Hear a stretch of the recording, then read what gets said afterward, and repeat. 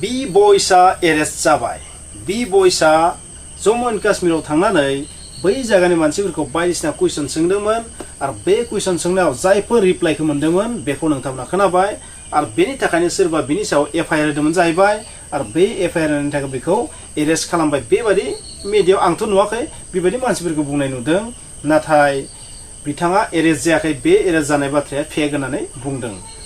बाथ्राया जाहैबाय बिथाङा जायफोर कुइसनखौ बै मानसिफोरखौ सोंदोंमोन, थांनाय मोनसे भिडिअआव आं बुंदों जे बिथाङा जायफोर कुइसनखौ सोंदों बे सोंनाया थिगानो दं, नाथाय बर्तमान स्टेजाव बेबायदि सोंनाया इन्डियानि थाखाय एसेबां मोजां जानाय नङा होननानै आं बुंगोन। मानो बोरै नोंथांमोना जुदि माने रियेल बाथ्राखौ बुंनायाव मा जायो, रियेल बाथ्राखौ बुंबा मा जायो बेबायदि साननायजों जाया। जेब्ला बबेबा मोनसे हादरा दावहा मदाव थायोना, दावहा मदाव थायोबा माब्लाबाबो नोंथाङा बेबायदि कुइसनखौ दासों। खारन जोंनि हादरनि सिङावनो जुदि जोंनि हादरनि एगेन्स्टआवनो सोरबा जुदि गसंखाङोबा जोंनि हादरनि थाखाय बेयो दुर्बलताखौ फोरमायो लोगोफोर। आरो बै दुर्बलताया दावहानि समाव माब्लाबाबो नुजानाङा। आरो बेबायदि जुदि दुर्बलताया नुजायोबा सुथुरा बेखौ मा लागोन, एडभान्टेज लागोन लोगोफोर। बिनिखायनोथ' आं बुंदोंमोन नोंथांमोना सोरबाफोर जुदि जम्मु एन्ड काश्मीराव थांनानै बेबायदि टाइपनि जुदि भिडिअ बानायबा बर्तमानाव बानायियानो मोजां जागोन, आं बेबायदि बुंगोन आरो।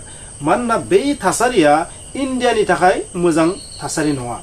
दा मा जादों, जोंनि भारत सरकारा ओरैबायदि मोनसे सिचुएसन दङ, माबोरै उग्रबादि आरो जाय उग्रबादिखौ बेबायदि माने फोथांनानै दोनदों, जाय बिसोरखौ सोरजिदों, बिसोरनि आका मालिक लिडारफोरखौबो मा एकदम रोदानिफ्राय फुनानै फोजोबस्रांनायनि मोनसे थांखिजों जोंनि भारत सरकारा मा खालामबाय थादों, खामानि मावबाय थादों लोगोफोर।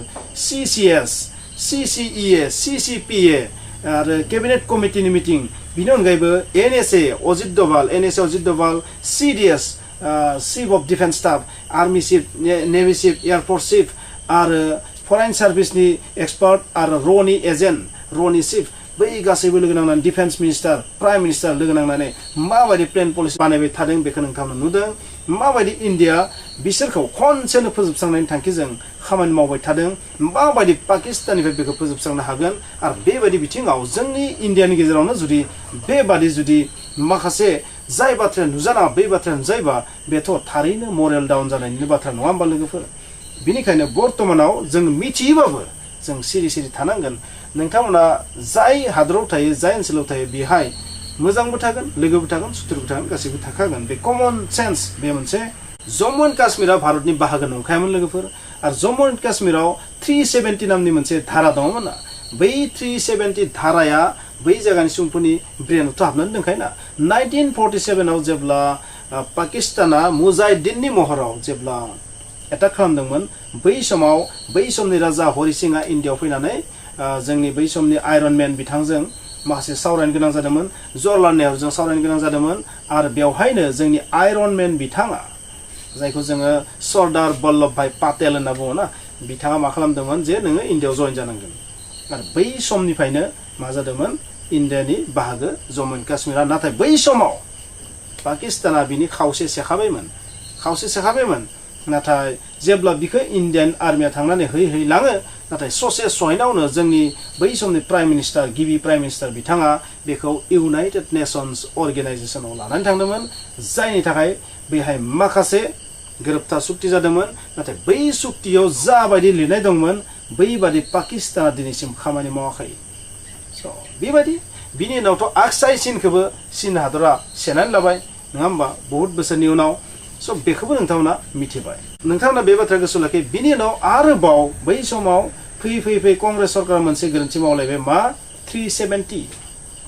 बेबायदिनो मोनसे उनाव मोनसे गोरोन्थिनि थाखाय मा जाहैबाय, दिनै काश्मीरनि थासारिया बेबायदि।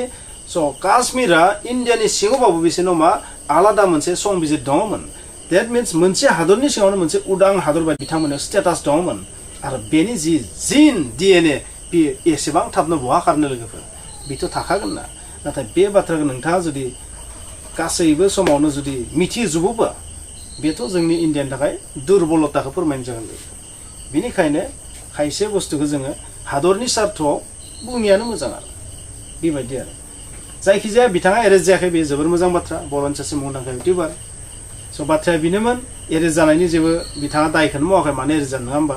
जायखिजाया माने बाथ्राया बेनो आरो बिथाङा जुदि बेबादि खामानिखौ जुदि गाराबा बार बार जुदि बुंबाय थायोबा मा जानो हागौ निश्चय बिथांनि फारसे खायसे मानसिया फैनानै बिथांखौ बुजायनोबो हागौ आरो एरेस्टथ' नङा वार्निंथ' नङा बुजायनो हागौ आरो जे बेबादिखौ नोंथाङा दोनथ' बे जाबाय टाइमा जोंनि थाखाय फेभाराव गैया माने समा जोंनि एगेन्स्टआव बेबायदि समाव जों जुदि जोंनि दुरबलताखौ जों दिहुनबाय थायोबा बेयो जोंनि हादरनि एगेन्स्टआव थांगोन लोगोफोर दावहानि समाव ना दावहानि समाव दावहाखौ देरहानो थाखाय जि खामानि मावा मानो बेनो सबसे गोथार आरो दावहानि समाव रियेल बाथ्रायाबो जुदि हादरनि थाखाय जुदि खहा गोनां जायोबा बे माब्लाबाबो मोजां बिथिं जाया लोगोफोर बेखौ एन्टि होननानै बुंगोन हादरनि हेंथा होननानै बुंगोन लोगोफोर स' नोंथांमोना थारैनो बुजिबाय मा जानो थाखाय बर्तमानाव जों साफ्रोम इण्डियानि मानसिफोरा काश्मीरनि उइक पइन्ट माबा माबि पइन्ट नेगेटिभ पइन्ट बेफोरखौ बुङालासिनो मानो पजिटिभल' बुंनांगौ